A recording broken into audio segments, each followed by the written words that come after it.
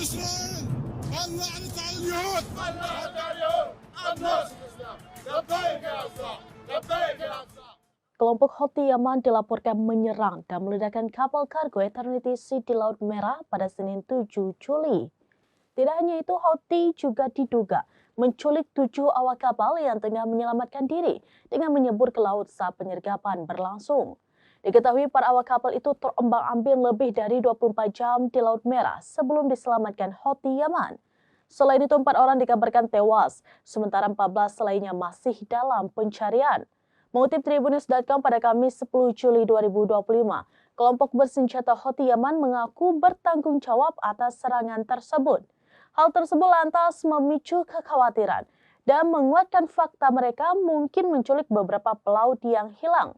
Sementara itu, menurut juru bicara militer Houthi Yahya Saree, kelompok Houthi memang berupaya menyelamatkan para awak kapal yang tenggelam. Houthi memberikan mereka perawatan medis dan mengangkut mereka ke lokasi yang aman. Sebagai informasi, Houthi menyerang Eternity Sea saat kapal tersebut tengah menuju Eilat. Serangan itu dilancarkan menggunakan drone laut dan 6 rudal jelajah balistik mematikan. Bahkan serangan itu juga diluncurkan menggunakan granat berpeluncur roket yang ditembakkan dari speedboat oleh Houthi.